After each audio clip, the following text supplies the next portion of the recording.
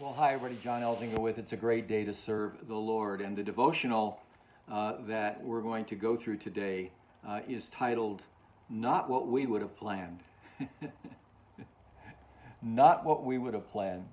Folks, I don't know about you, but as I look back at the events of my life, there are so many things that have happened to me, so many events that happened, so many things that I didn't, would not have never have planned on, would never have strategized, would never have expected, would never even have wanted, are things that happened to me.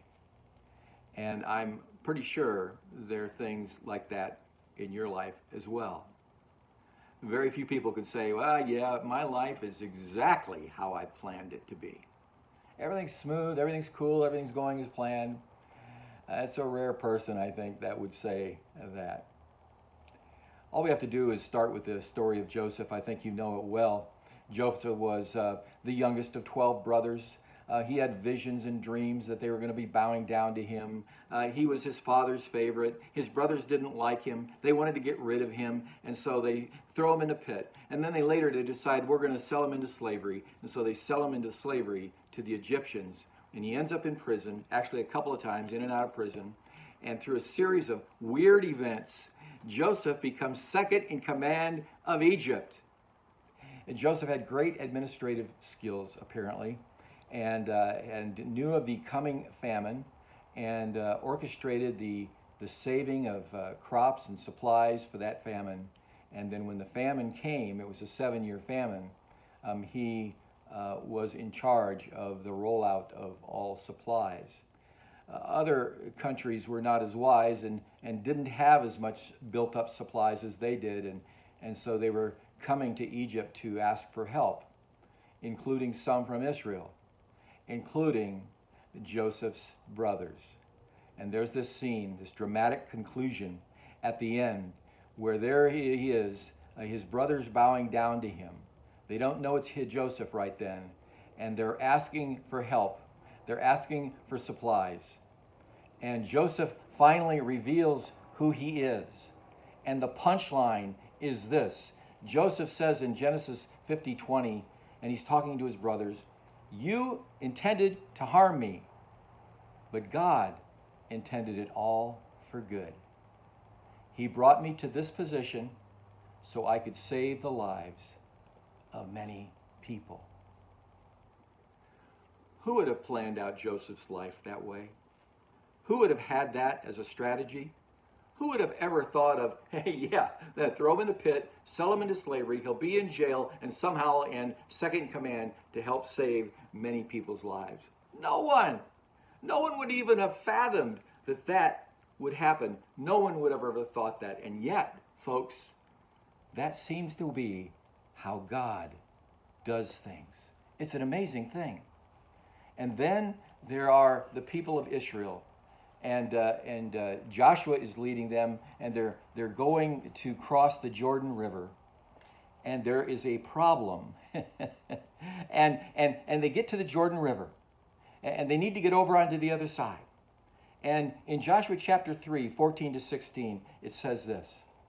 So when the people broke camp to cross the Jordan, the priests carrying the Ark of the Covenant went ahead of them. Now the Jordan is at flood stage all during harvest. Did you get that? It's not only full, the Jordan is overflowing. It's overflowing its banks. It's flooding. Yet as soon as the priests who carried the ark reached the Jordan and their feet touched the water's edge, the water from upstream stopped flowing. It piled up in a great heap, a great distance away, at a town called Adam, in the vicinity of Zarethan, while the water flowing down the Sea of Arabah, the Salt Sea, was completely cut off. So the people crossed over opposite the Jordan. Did you get that? The water stopped flowing upstream, a great distance away. They couldn't see it. They didn't know what was happening. There they are at the banks of the Jordan, and it's overflowing, and they don't know what the world is going on. And God was working upstream and stopped the flow a great distance away. I've got to give credit to Judd Wilhite, who I first heard this angle about 5 years ago. I was going to Central Church in Henderson. It's a great church. I love Judd. And he delivered this message, and I saw something here I'd never seen before. I understood something I'd never understood before. After all these years, I realized there's a perspective that we don't have that only God has. There's a viewpoint that God has that we don't have. There's a strategy that God uses that we don't use. There's a method in God's plans that we would have never thought of. God was working upstream, a great distance away. They couldn't see it, and he stopped up the waters so that they could cross the Jordan. God does things like that, my friend. When we come to a situation or a circumstance, when we encounter a problem or a struggle or a challenge, when we're in the midst of the struggle and we're crying out to God desperately, wondering if he's doing anything, wondering if he cares, and then we begin to realize later on that God was working upstream in our life.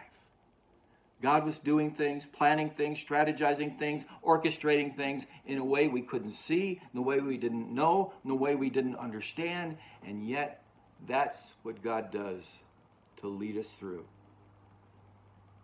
I can remember even as a high school student, a senior, graduating from high school, and I wanted to go to Purdue University because my best friend had gone to Purdue University.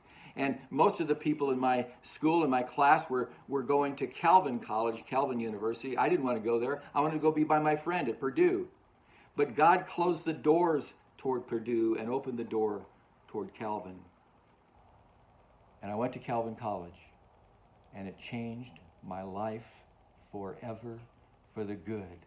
It gave me a perspective on faith and life that I had never had before, that I had never seen before, that changed my life forever. And the way I would live out as a believer in life, I had never seen that, and I would have only seen that by going to Calvin College. 2008, 2009, the real estate world is falling apart.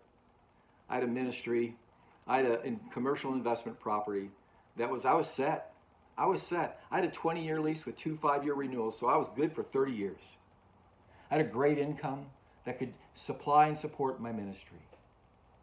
And the world is crashing apart financially, and my tenants bailed on me. And in the process, in a series of events for the next 2 years, I lost everything. I lost a beautiful home on a golf course at a place we loved, close to our children and grandchildren. And I was looking for a job, and I couldn't get a job. I couldn't nail a job in Southern California. And finally, through a series of events I didn't plan on, God directed me to go to the middle of nowhere, northwest Iowa, in the midst of the cornfields, to a company I'd never heard of, to a place I couldn't imagine, 2,000 miles away from the people I loved, and I couldn't understand why in the world God would do that. And yet now I realize God was working upstream, a great distance away, orchestrating the events of my life and the lives of others to allow me humbly to impact thousands of people I would have never been able to impact before. God does things like that. One of the greatest experiences of my life, being there. And then, through a whole series of other events, coming here, back here to Southern California, amongst our children and grandchildren.